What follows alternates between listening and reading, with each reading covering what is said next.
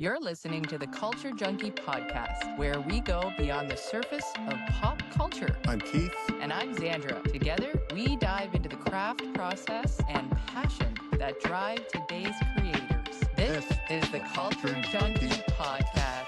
Life moves fast and your insurance should too. With on-the-fly insurance, you can compare rates, customize your coverage, and get a quote in minutes. It's 100% online, 100% secure, and 100% Canadian. So whether you're on the go or planning ahead, protect what matters most with ease. Head to ontheflyinsurance.com and get protection made easy. Built for life on the fly. Links in the bio or in the show notes below. This episode is brought to you by Dr. Jim's Computer Repair in Belleville. Dr. Jim now offers high-quality, compatible ink cartridges online, delivered right to your door. Same print quality, far better price. Just the right ink the first time from someone you can actually talk to. Head to drjimscomputerrepair.ca, find your printer, and start saving today. Hey, everybody. Welcome to the podcast. Today we have Victor Cooper, filmmaker extraordinaire, on our podcast, and I'm going to let Victor introduce himself. Yeah, thanks so much for having me. Uh, like you said, I'm a filmmaker. I don't normally add extraordinaire to the end when I say it, but I like it when you say it. That's great. I've been a full-time filmmaker, either with my own business or working for another company for about 17 years, 16, 17 years. And my business partner, Kelly McKinney, and I opened 80/20 Studio about 6 years ago. Okay. So we've been full-time creating content since then. Amazing. So the 80/20 studio is in Bay Quinte, Yes. Belleville, Yeah. downtown Belleville Yeah, area. right downtown Belleville above Capers Restaurant. Yeah, it's a really cool spot. I can smell the cooking right now. It's been murder on my wallet for the past couple years. Well, the Capers has a great kitchen. They've got a great place, and the food in general inspire you to make your new movie, Butter Bandits. Maybe it was Capers that inspired me. Yeah. Actually, truth be told, Butter Bandits was a totally different film when we started. Really? My wife and I were on vacation in Italy, and we were sitting in a little restaurant in right downtown Rome. And I don't think they say downtown Rome, but Maybe. right in Rome, Rome Central. We were looking at the walls around us and we were surrounded by wine, and it was like floor to ceiling wine as far as you could see. And we thought there's probably $1 million worth of wine in here. And it's like a little slide lock on the door because Mhm. it's just a little mom and pop shop and everybody has $1 million of wine in their restaurant. We Yeah. thought, our intrusive thoughts came in and we are like, you could probably do a wine heist and, it's probably not very well protected and Yeah. get like a boatload of wine. And so we started kind of battering around the idea for that script, and we were already in the midst of thinking like we should do a comedy and make it our first feature. As the ideas kept coming out, one friend said like it could be anything. Doesn't even have to be wine. It could just be groceries with the price of groceries these days. Yeah. And that's when I remembered the butter heist that actually happened in 2021 in Trenton.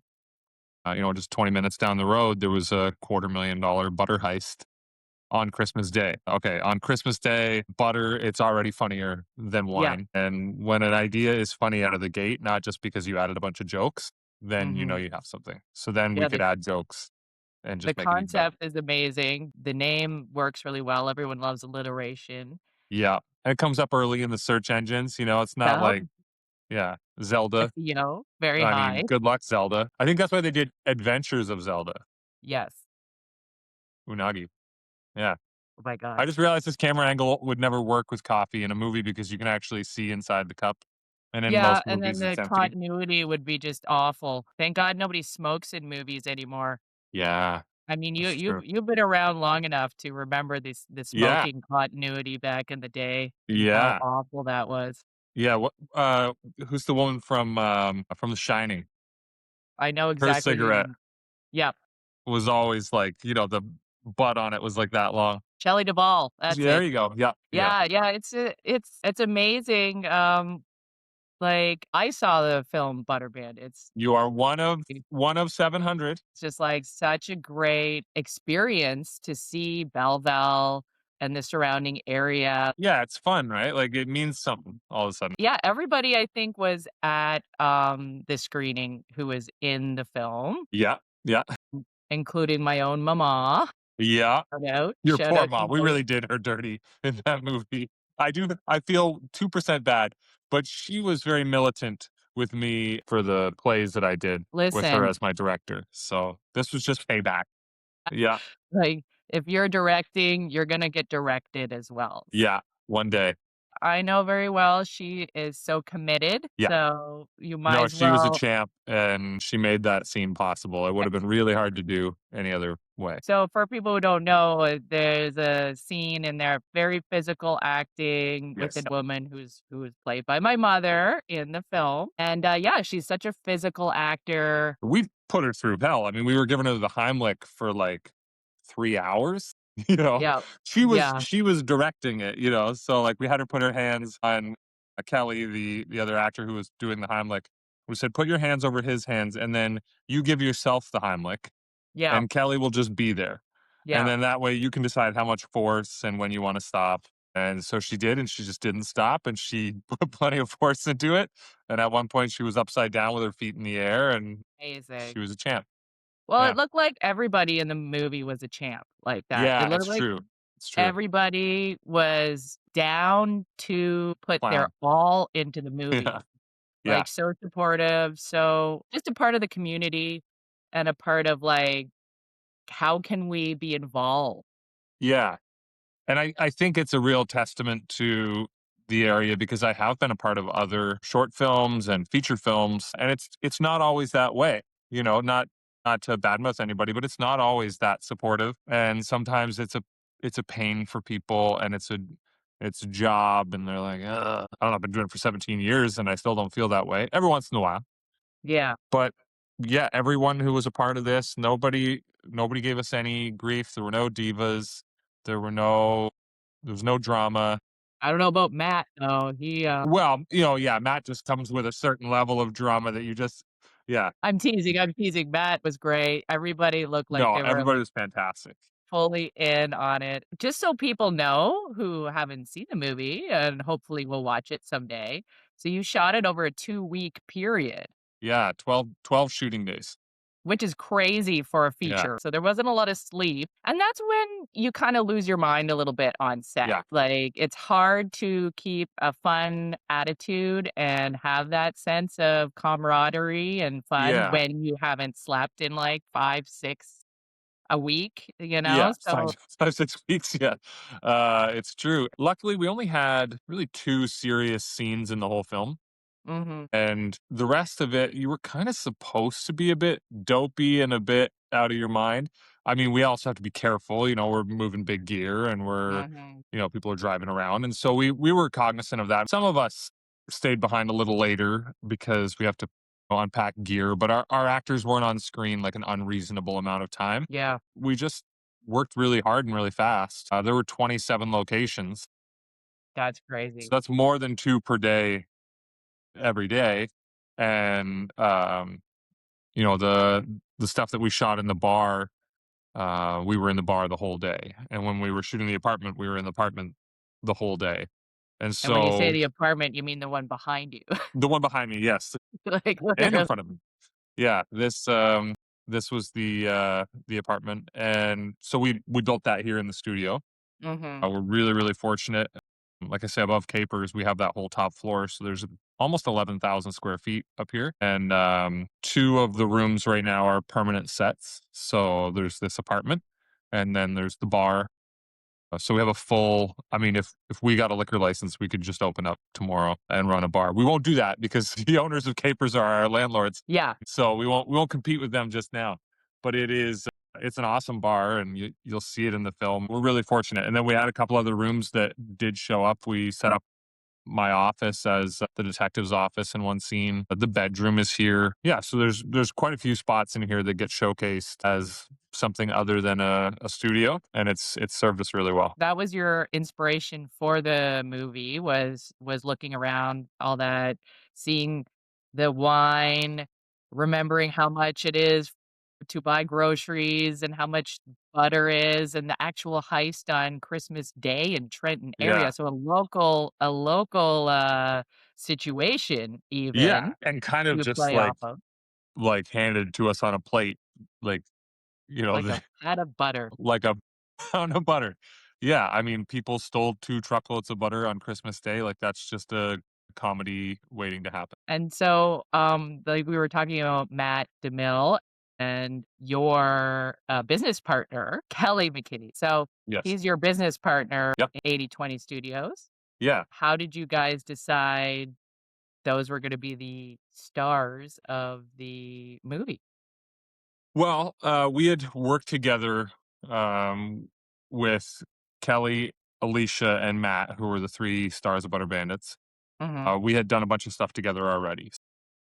When we started the company, in 2019, I think by 2020, we had, a deal with Bell 5 to do a sketch comedy show, called Stony Lonesome, which is actually where this SL comes in, Stony Nice. Lonesome, and I had worked with Alicia on somebody else's project a few months before, and I thought, "Oh, she was great, I'll give her a call and see if she'd be interested to do something like this." Um, and she was excited and came down and did it, and we were just like, "Oh, this is gonna be so easy." Like, Yeah. her and Kelly got on right away, and they could act together, and they could bounce off each other really well. And then Matt was, like, kind of this outlier character where, like, we had him on once, and we were like, "Oh, he was actually pretty fun. We should bring him back."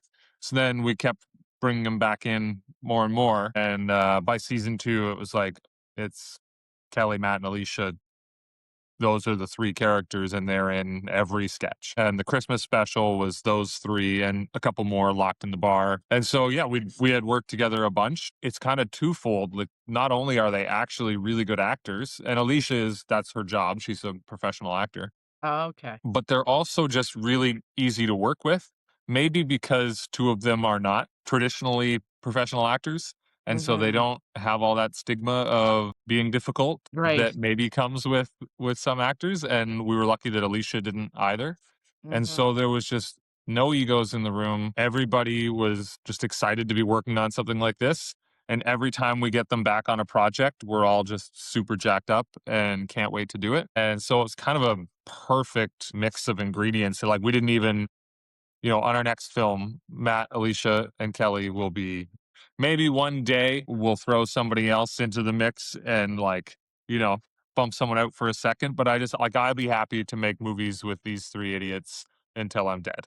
Well, their chemistry on set and on the screen was undeniable. Like, they you couldn't tell that they were not actors or who was not an Right. Yeah. actor. Yeah. You when you're watching it, it's just they were who they appeared to be Yeah. on the camera. I'm almost to the point where I have to stop saying that because, like, yes, Kelly is an insurance broker and Matt is a chef, but they've both been stars in 2 seasons and a Christmas special and now a feature film. So at some point you just have to be like, yeah, they're actors, you Yeah, know. And their yeah. side gig that takes up 40 hours a week is insurance. That's part of being an artist, I think, is when do you put forward, "I'm an artist." Maybe I'm not a Yeah, full-time artist, sure. but I am an artist completely. Yeah. And where does that separate you from your side gig? Yeah, and sometimes I wish I could be not a full-time artist. I'm like, wouldn't it be great to just go to work and then leave that work at work with the Yep. boss? Yeah, that is one of the casualties of being a professional artist is Yeah, your creativity becomes your work, and it can't just be creating for the sake of creating. Now it yeah, becomes monetized and everything, and you and have to, it's like. always this balancing act of like, well, okay, I can't just make whatever I want, but I also Mhm. can't just make whatever someone else wants because it won't even be good. Like if I'm not making what I want to some degree, it's not gonna be good. Yeah. And so I have to find some happy medium where it's like, okay, that's not maybe, just if I had all the choices in the world, would I make this?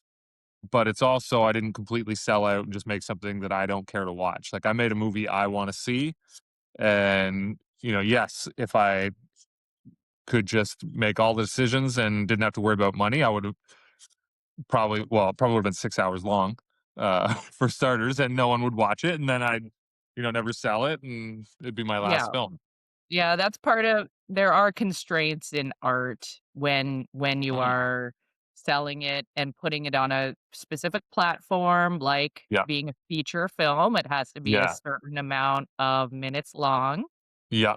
It has to adhere to the rules of storytelling, usually Yeah. if you wanna sell it in a certain category. Yeah. Yeah. Yeah. And so what is your plan for, Butter Bandits? Yeah, so we are in the midst of shopping it around right now, and I say that pretty loosely. Like we're not on the phone with Netflix yet, talking with a couple producers that we know really well and seeing like what's the best avenue, who do we go to first, and also just what to expect. Like, we've done a little bit of homework, but now we have the film and we can show them like for this film, Yeah. what is a reasonable deal? What should we be expecting going in so that we're not getting rolled or asking for way too much and looking stupid? Like we just want to go in being realistic. Mhm. So there's lots of different independent distribution companies. And so our route would be to go through a distribution company. So we're not going to call Netflix. We're going to call, a distribution company. And that distribution company already has a relationship with Netflix. Got it. It's really interesting because you have made those previous shows, Stony Yeah. Lonesome. It's not a proof of concept. You've Right. It's fully done. shot. Yeah. It's a finished product. That It's must be a completely different coming to the table in a completely different Yeah, aspect. absolutely. We're not saying, "Trust me, I can pull it off." We're saying, "Here's what I pulled off. Is it good enough for you?" So there's a whole other, like, vulnerability there because when you're just saying, "Trust me, I can pull it off," and they say no, you can tell Yeah, yourself, "Well, they just don't know how good I am." But if you hand them something and it's done and they say, "No, thank you," you're like, "But then that's there's nothing really I can fall back on." I can't be like, "They just don't get the movie," like, it's the movie's done. So we're in a very anxious spot right now where we're like, okay, this is the moment where we start handing it to people and they say yes or no. And, hopefully they say yes.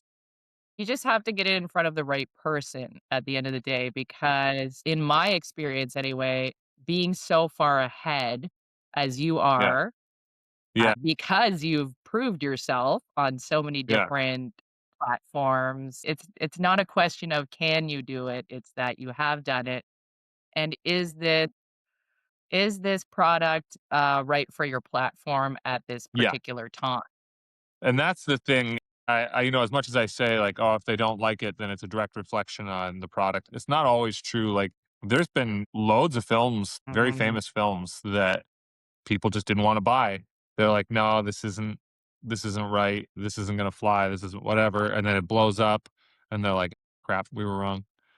Totally. So, yeah, you just gotta keep I don't say this as like we haven't been turned down, but, you just have to keep it's gonna be a lot of work, and we'll have to go to a lot of people before one says like, "Yeah, this is right for me, and we can afford it, and we can afford it now, and, let's make a deal." So, So are you, putting it forward as a Christmas movie? oh yeah, yeah. I mean, it's pretty Christmassy, and I think that probably works in our favor I think so, personally. because so much content gets consumed around Christmas. So it's just like if you go to Netflix on Christmas, it's like they can't get enough Christmas movies. They're just like more, more. So Mhm. because comedy in general can be a bit difficult to sell, Right. specifically internationally, Mhm. because it doesn't always translate well to other languages. Even if True. the language translates, humor is different in other countries. Very true. And so that can be a bit difficult. So having it also be a Christmas film, not that everybody celebrates Christmas, but a Christmas is pretty big. I don't know if you've Yeah. heard. It's doing pretty well. I think it's It's going to a catch good on. time to watch movies too because Yeah, you're kinda stuck you're snowed inside. in, you got time off. Yep, and I just think it's interesting, beautiful movie, gorgeous lighting, I Thank have you. to say. I thought the script was amazing. The Thank you. jokes were really funny. I think you're completely correct, though, it's tough to match humor, like, I was up in Quebec, Yeah. for the just for laughs. Yeah. And I gotta say, like, the language barrier plus the humor difference was Yeah. like, there was a whole different thing up there. So even Yeah. within the same country, it can be a Yeah. different experience. I'm kinda at the point now where I'm like, maybe there really is no such thing as just funny and not funny. Mhm. You know, it's just like, that's funny to me, but, I do think, however, there are enough people like you or like me that if you make something that you think is funny and that you enjoy watching, there's enough people out there to back you up and be like, "Yeah, I also think that's funny." It's very unlikely that you're gonna watch a movie and bust a gut laughing and no one else on the planet thinks it's funny, you Yep, know?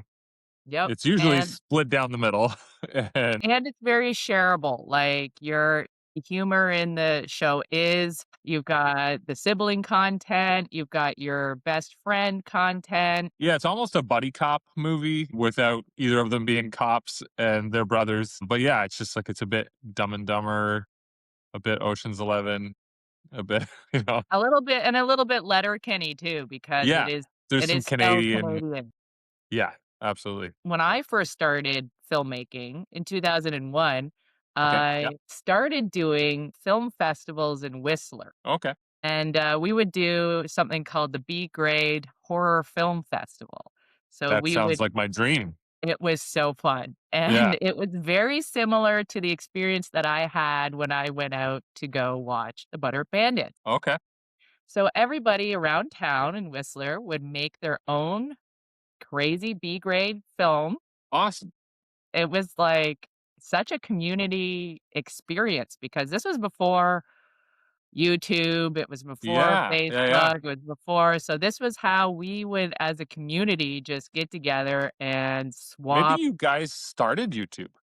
Maybe it was because YouTube was like 2006, 6. yeah. Yeah, yeah, and we would So, do this every year around, Halloween. So for Halloween, we would celebrate by everybody would spend a however long it took to make this 2, 3-minute short horror film, that's awesome.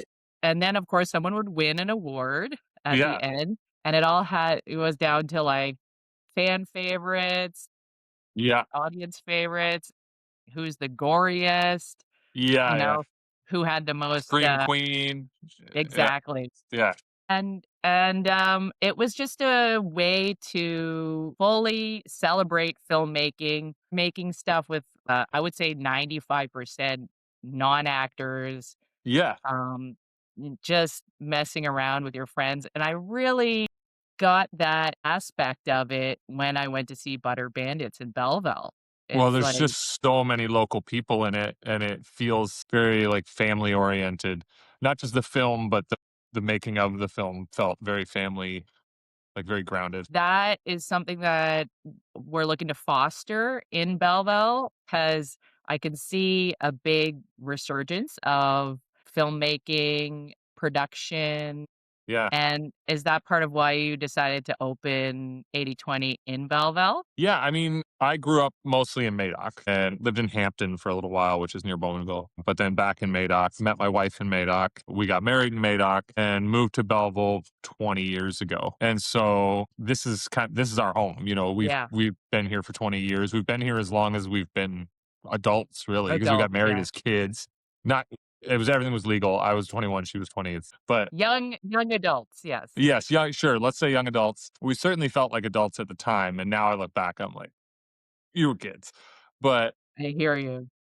like, this is what we know as home, you know what I mean? Like, I don't feel like we moved to the city. I feel like we not the city, but from Belleville, it was the city. But, yeah, I just feel like we've always called Belleville home, Mhm, and it was not so much a, "Should we open it here?" as much as, like, "We're staying here, so do you think we could do a film career here mhm, because we didn't want to move to Toronto. And we didn't want to move to Vancouver. And we both went to television production at Loyalist for 3 years. And all of our colleagues left and moved to Toronto because they're yep, like, that's what you do.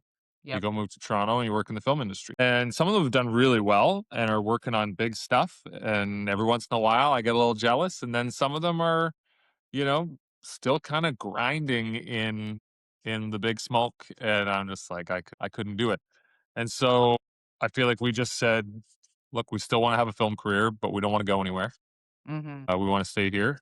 So either we sit around and wait for the film industry to move to Belleville, or we create one here. And so I was working with another company.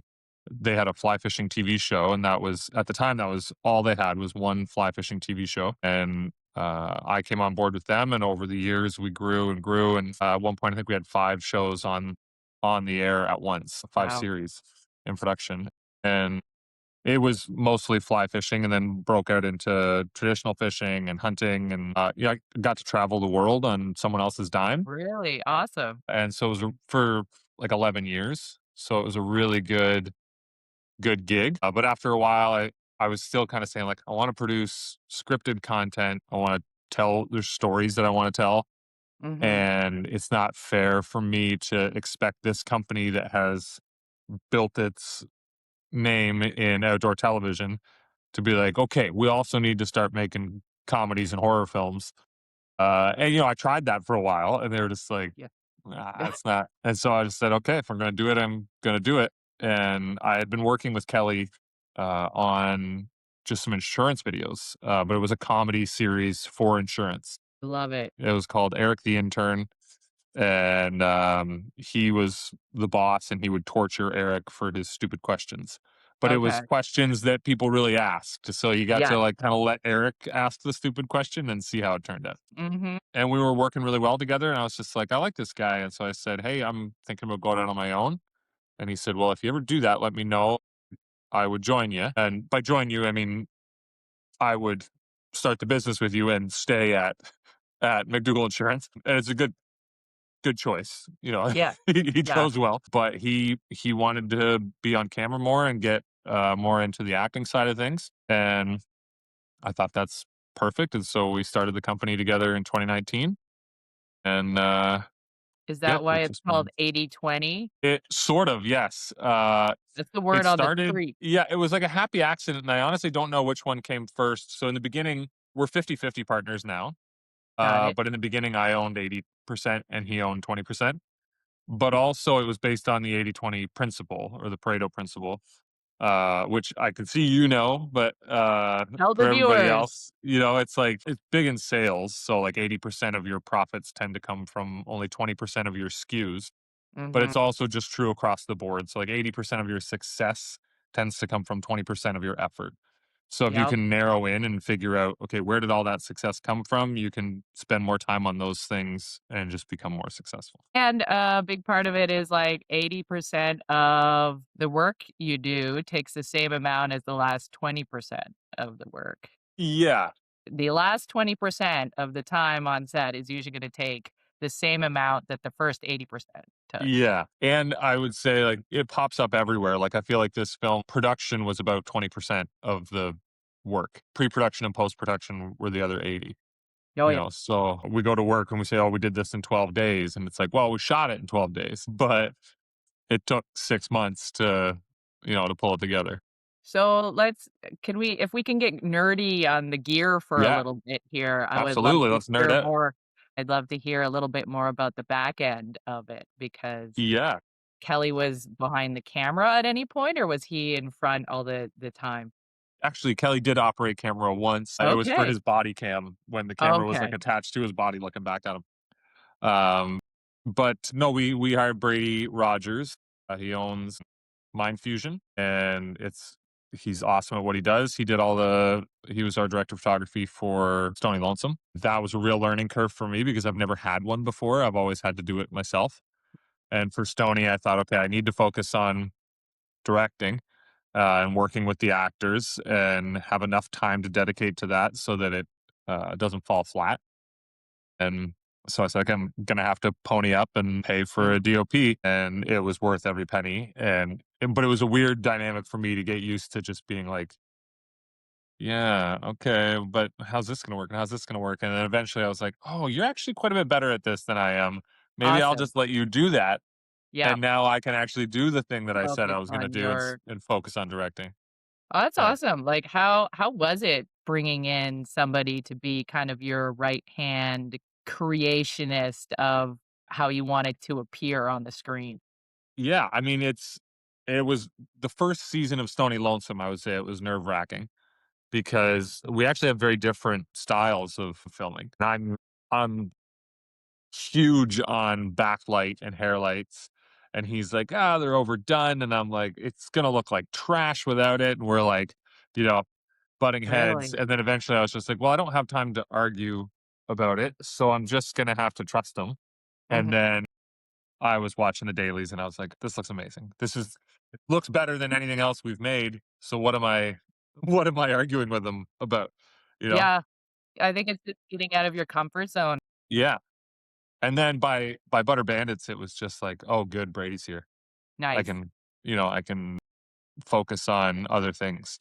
And I would still come in and be like, "Oh, do you really think," like we had maybe 2 scenes where I was just like fighting the lighting. And in the end, I think we probably met somewhere close to middle on those 2 scenes. Mhm. And it looked amazing, and then, like, I don't remember what the first one looked like, I don't remember what my take looked like, but who cares? It looks great. Like, very negligible, um, on those 2 scenes. I can actually only think of 1 right now. And is he a local Belleville? Yeah, so he has a studio right down on Dun you'll have to get him on your podcast. He has 100%. a studio on Dundas, out by Farmer's Daughter, sub shop there. Mhm. And it's Yeah, called and his Brady's place is called Mind Fusion. Fusion. And he shares a studio with Amp Studios, which is Okay. Ash Merle Productions. Okay. He's a photographer and does a bunch of other stuff, but started as a photographer. Nice. Yeah, I think I saw them, they had a podcast as well, Yes. Yeah. and I saw them on their social media. I think I might have even seen them at the Butter Bandits, Yes. premiere. I think I saw them in Yeah. person running around there Okay. Yeah. before Matt got, arrested by the police. Did you get the police to come to the premiere yourself, or was that their own idea? It was kind of a mix. So Matt has a sandwich shop or a deli Mhm. right downtown here, and they came in one day before the premiere, and they're local cops. We know them, and Yeah. they came into a sandwich shop, and they were like, "Hey, we're looking for some stolen butter," and got a good laugh. And then Matt said, like, "I just got a crazy idea. Like, what if you guys arrested me at the premiere?" And they were like, "Yeah." And he was like, "Oh, do you have to clear that with anybody?" And they're like, "No, it's good. We'll come in full gear and we'll I arrest you." love We're it. like, "Okay, it's perfect." Speaking of the body camera footage, Yeah. that was funny. And we worked really closely with Jeremy Ashley from Belleville Police Department, and he was awesome. Like he got us into the police station. We were able to film like in the police car lot there in their parking garage, so like you could see K9 unit and stuff on the walls. And he got us into the gear prep room, and yeah, he was great. That's one of the nice things about shooting in a small town with Yeah, a small community where you know everybody, you could fast track it. I don't think this film would have been possible to do anywhere else. Mhm. Like, obviously with more Yes. money, you can just throw more money at it, but, with the budget we had, here is the only place we could make it well. Yeah, 100%. Like, you said 17 locations? 27. Oh, 27. Oh my god. Yeah. Heart attack. Heart Yeah, attack. yeah, That's and now great. some of them were here, like, so this is a location, the bar is a location, Mhm. but a lot of it like, there was some in the county, so on some days we were driving to Picton in the morning, shooting there, driving back to Belleville, shooting here, and then driving to another location in Belleville and shooting. Yeah. um, which isn't uncommon, but when you have 10 pages of dialogue to get through in every location, it becomes a little more challenging. The lighting looked amazing, Thank you. and there was a lot of I would say, was there a lot of haze used? Not in No, I think the only place we used haze was the bar. Okay. Yeah, Well, that makes sense. Yeah, because it was a bar. Yeah, because which actually man, doesn't that make sense anymore because you can't smoke in bars, but it just needed that look. yeah, Yeah, and I'm just like you mostly used, like, LEDs, so that would, transport yeah, easily, plug in yeah. easily. Nothing huge. We didn't need any like 210 outlets or anything like that. Everything was 120. or 110. Yeah, very movable, but still like a lot of gear. Mhm. It wasn't like, oh, let's put up a little light on a stand. Like we had grids and huge diffusion, and it was a proper setup. We've got some good behind the scenes stuff coming out. Yeah, I was about to ask if you had Actually, the Noah, the editor, is working on some right now. and you said that it took, pre-production and post-production. I wanted to nerd out with you a little bit Yeah, about that. That took 80% of the time because the yeah, shooting was, like you said, 12 days yeah, or so. yeah. We Oh, did 6 days in March and 6 days in April. So we okay. took a break in between. And then that's when the beard shaving happened. That's when the beard shaving incident took place. Yeah. And I take full responsibility. I should have said, "Hey, you can't shave your beard, right?" But that's you know what? And Stuff then happens. it worked out. Honestly, I Yeah, couldn't tell if viewers don't know, Matt DeMille made a oopsie and yeah, shaved his beard on the in the break and tried to grow it back really fast, so then you had to yeah. Tried to hire grow back a beard like this in like 2 weeks. some people can do it, but, Yeah, Santa maybe Tim yeah. Allen's Santa could do So it. you had to hire a professional beard applique? Yeah, yeah. She was a hair and makeup artist from Toronto, and we had put out a request on Facebook frantically because it was 2 days before the shoot when I found out what had happened and that it wasn't coming back. Mhm. Because I saw him maybe I don't know, 2 weeks before the shoot, and I was like, "Oh, you shaved your beard," and he was like, "Oh yeah, it'll grow back." And I found out later he knew the second he did it that it wasn't growing back. Yeah. And we put out a thing on Facebook on the I Need a Producer Fixer Crew page Yep. and said, "We need a fixer, someone to fix this problem." And we showed a before and an after and said, "We need to get this face to be this face. And, can you help?" And it blew up. And, half the people were like, "That actor's an idiot." And then the other half were like, "That director's an idiot."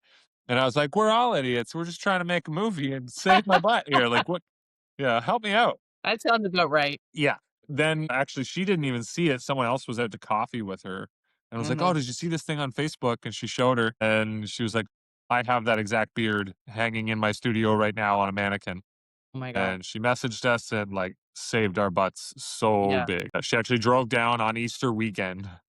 Uh, yeah, and showed us how to do it. Taught our because we had a hair and makeup artist, but she Mhm. didn't have that beard, Right. and B, it's just not something she'd done beard Listen, that wise. seems to be like 90% of filmmaking is just being able to take all the accumulated Yeah. knowledge of everything that you've compiled in your life Yeah, and being absolutely. able to use it to solve a problem that has Yeah, suddenly arisen. This yeah.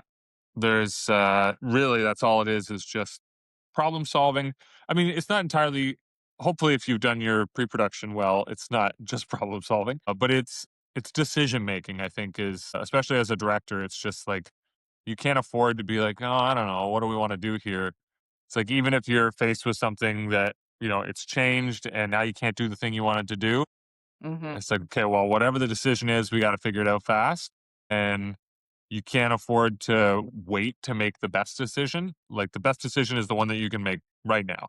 I heard somebody say, and I can't remember, they said, "Don't worry about making the right decision, make the decision right."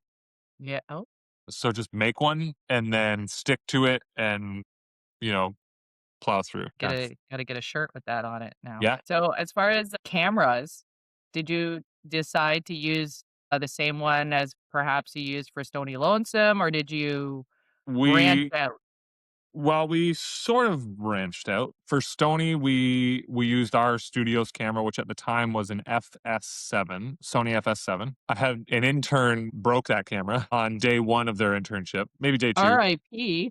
Yeah, and but where they were interning from had insurance and they covered it, and they bought me a new camera, but they didn't make the FS7 anymore. Okay. So I unfortunately had to upgrade No, to the FX9. that's the By Butter happiest, Bandits, we were actually. shooting on the FX9. Okay. Brady, there's a whole lineup of the Sony FXs. So there's the FX30, the FX3, the FX6, and the FX9. Mhm. We have the FX9 and the 30, and then Brady has the two in the middle. Okay. So we had all four on set, not running at the same time, but like the 30 was running behind the scenes all the time. Mhm. It goes in a weird order. 30 is the smallest, and then it goes to the 3, which is the second smallest, and then 6, 9. It's a disaster. But yeah, all Sony FX, so the color space was all the same. Okay, good. And then we used some old like rehouse Soviet glass for like a bit more of a Christmassy look. So it's a bit Mhm. soft. Nothing extreme, like not extreme bokehs or like, blurred edges or anything like that.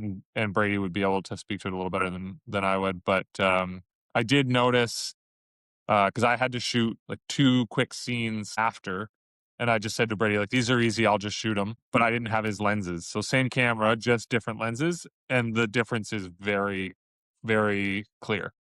Mhm. Not to anybody, the average person watching, but me, I was like, "Oh, no, this looks totally different." So we had to, like, soften it and post a little bit, and yeah. Yeah, speaking of post, as you said, it took a large amount of the, production time Yeah. to do or post-production time. Yeah. Tell me more about your editor and your post-production situation before we wrap up and I Yeah, let you go. sure. Yeah, I mean, Noah was, a champ, like, he dove into that head first, and he also was the one doing all the behind the scenes on the day. Right. Uh, I will also say he was also kind of our, say, like, production manager. Like, he Mhm. made all the call sheets, Okay. sent them out to everybody. So he was really an MVP. And so then when it came into post, I had done some really quick edits. I almost do them as dailies. Mhm. So, like, after the shoot, I just jump into the studio, or I'll come in early before the shoot and put together a scene, and then I'll show the cast and crew that day and be like, "Hey, this really worked." Mhm. Because, like you said, a lot of them aren't used to being on camera, so sometimes it's hard for them to see like how is this all going to come together. And so I thought that would kind of help motivate them. So I started doing that in Stony. It's also just me being, way too anxious and wanting to see it. So I had a few scenes cut, and Noah was like, "Okay, I see what you're going for here in terms of style and Very cool. pacing." So for the film, everything was synced already. We at the end of every day, we would take the audio and the video, put it into a program that Brady had. It would sync everything, and then he would Mhm. just send me the sync files, and I could open them up, and we were ready to go. And so Noah would just go through scene by scene and be like, "I'm gonna work on this scene for a bit." And typically, I would sit there, in a typical scenario, the director would sit there and kind of direct the edit as well, right? And be like, "Oh, what if we go here and let's do this and that?" And I found with comedy, especially, and horror as well, like it can be hard to tell if something's funny because you know what's coming and there's no surprises anymore. Just like with a horror film, it can be hard to tell if it's scary because you're like, I know exactly what's going to happen to the frame. I know when it's going to happen. I know what that riser means. I know what this, I know what all the cues are. And so Noah is so self sufficient and good at what he does. I was able to just say, like, all right, why don't you work on this scene today? And I could Mhm. come in and there would be a whole scene there Nice. basically ready for me to look at and be like, oh, like let's tweak this or tweak that. But for the most part, I was just like, this is brilliant. I never would have thought to cut to here, and because you have it your way in your head, and we shot it a certain way. So my inclination would be, let's first put it together in the exact way that I pictured it in my head, Mhm. and then we'll branch out from there. But if someone else does it, you can get to that like brand new idea that you weren't ready for much quicker. That's definitely one of the positives of working in a team of Yeah, people yeah, yeah. that you trust and you've worked with before, but you're gonna value their input, so much more than just doing it on your own. Yeah, and I mean, like, they can only go so far different from what you had in mind because you've shot it with that script, like, the dialogue's all what you expected, Yeah. and hopefully, if you've directed it well, the delivery is done in a way that, you were expecting, and so then it's just, like, these nice little happy not even accidents, but it's just, like, a different approach to it, and I'm like, "Yeah, that's cool." I wasn't planning on cutting to that, but it works so great. And there were some moments that I didn't even notice on set, and then Oh, yeah, you're busy. he spent more time sifting through them, whereas I might have just said, "Oh, I know what take I want," Mhm. and just gone here and gotten that take. And he's sifting through and found like there was one scene where Matt said something and Daryl reacted in a way that I didn't see on set. I missed it. I was looking at Matt Yeah, and he happened to catch it, and that reaction is just one of my favorite moments in the movie. So there you yeah, go. it's, Amazing. How that's was a your script supervisor on set? that's a great question. I'll let you know as soon as we sign a contract with one. Copy that. Copy Yeah, we didn't have a script supervisor. I mean, I had Wow. my script with me the whole time.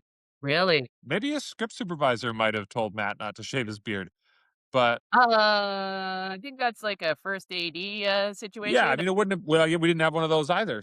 Oh, fair enough. Um, we had a very small crew. Mm, Brady and I have worked together enough that we didn't feel like we needed a first AD and certainly not a second AD. We did have Adam was kind of our like right hand man that did a little bit of everything, but he was also very much on like the truck side of things. So like he was setting up gear and things like that. So like I called action, I called cut, and I just feel like it would almost in this scenario, like with this group, it would almost feel weird to have a first AD being like, okay, quiet on set, here we go, extras this, and then I'm just sitting around. You know yep, what I mean? I just feel I like people do. would be like, okay, Coop, why can't you just say that? Yeah, it really depends on the size of the crew because Yeah, I've been on most of my films, short films that I've made, there's no it's just me, it's yeah, me. yeah, yeah. I'm the camera op, I'm the Do you do the director. thing at the end where you credit yourself for like 37 Yes. roles? Yeah, nice. Yes. And Yeah, I mean, if we had to credit everybody for all the roles they did, it would have looked crazy. exactly.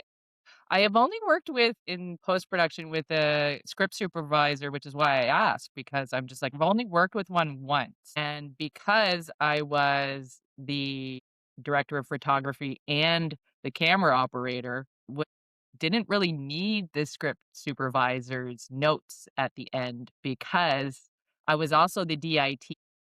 This is what we found because we had a script supervisor for Stony, and by the time I got their notes, I had already done an edit. Like, Right. you know what I Yeah, mean? I had dumped everything, I'd rough cut the scene, and then the notes would come in, and I'd be like, I'm not going to use these. I felt sort of exactly. bad. I Yeah. mean, there's other things other than the notes, like keeping us on in the moment, being like, the cup's supposed to be over here, like, Keeping the but continuity tight. yeah, I just feel like we only had so many places to put money. And so we're like, okay, we absolutely need this. We absolutely need this. We would love a script supervisor. Can't afford it. What's Yeah. next? Well, since it sounds like Noah was on set for being, behind the scenes and EPK and stuff Yeah. like that, that's kind of half of the battle. And if you Yeah. can have a script supervisor is integral if Yes. the editor is coming in blind, Yeah. absolutely Instead of integral. just sifting through a bunch of footage and being like, what is this? Oh, Yes. okay. Yeah. But you're right. Like Noah's there the whole time. I mean, I think on the next one, we will probably extend pre-production a little bit more Mhm. so that we can actually pay people to come out for pre-pro. Whereas a lot of it was just like, can you trust us? And then when you get on set, we'll pay you for your set time. I didn't get paid at all. So it's not like I was asking people to do anything I didn't believe in. Mhm. And Kelly didn't get paid. We both just put in all the time for that, including post. And then we paid for post ourselves, Mhm. so the company was paying Noah to edit. So, we're all in, Yeah. we're invested, but luckily, so was everybody else. We never had one person complain about hours or pay or anything. They're just like, yeah, I would have done this for free. I'm glad I don't have to. But Yeah. and everybody got paid except me and Kelly, but everybody got paid, but we would love to pay them more. And we'd love to maybe like extend that pre-pro time so that we can all, we did table reads. We got in here, which we actually filmed one of the table reads from beginning to end, and it was a disaster. Like we just couldn't get through without laughing. And we had to take a break at the Arma scene and everybody just got up and went and Yeah. got water because we were all choking laughing. Yeah, Well, so it's a just be able very to spend a funny little bit more script. time doing that. Yeah, it's a very funny script, and, Thank you. yeah, and I just wanted to who was the, writer at the end of the day? Was that So Jody and I wrote it. Yeah, my wife and I. And yeah, she is so integral to keeping together and making sense. I feel like my strength is writing dialogue Mhm, and coming up with funny ideas, mhm. but it can turn into a mess for me very quickly of like, now these two scenes don't tie together anymore, and this doesn't make any sense with this. And Jody's very good at getting back and seeing the whole picture and going, well, Nice.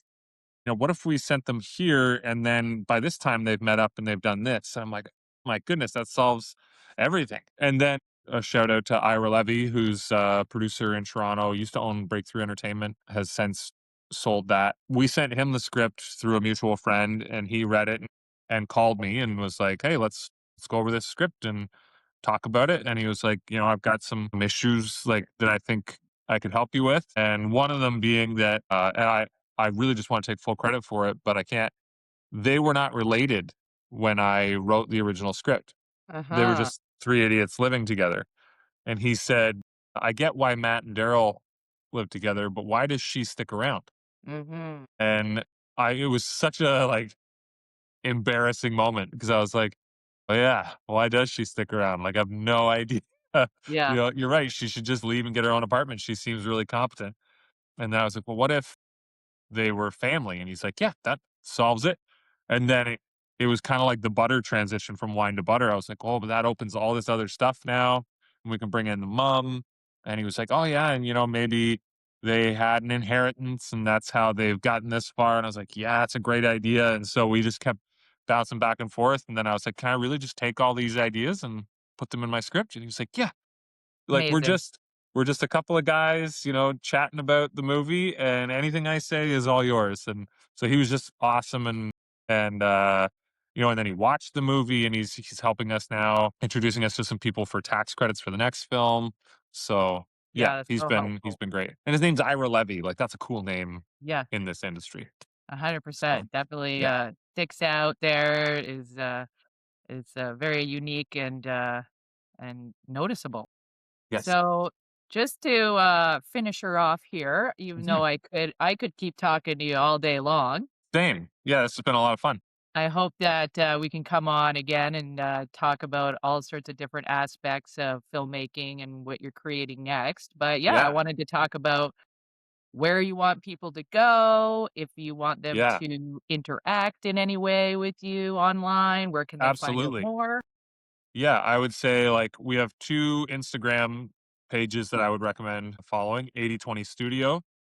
And I thought it would be clever to spell it all out with letters. And now every time I write my email into something, I'm like, why? But so it's 80/20 Studio, like EIGHTY, TWENTY. So that's our Instagram handle for the studio. And then Butter Bandits, the film on Instagram as well. Those would be the two best places to go. And we'll keep you updated on everything. So as we're making deals and Butter Bandits can be seen somewhere or at film festivals, we'll post everything there. Yeah, totally, and we'll, roll back around and maybe Yeah, get an update from you when, absolutely. Yeah, I'd love to come back on and be like, oh yeah, you can just go to Netflix. That's number one in Canada right now. yeah, Yeah, I don't doubt it. I think personally there's more wish for Canadian content, yeah, and especially after the success of Schitt's Creek, Shoresy, yeah. Letterkenny, et I cetera, feel like I we're think doing all right. Yeah, we're we're in a good space to we're kind of kicking butt. really bolster the Canadian content and storytelling space, Yeah, personally. absolutely. All right. Well, thanks so much for coming on. Thank you so much for having me.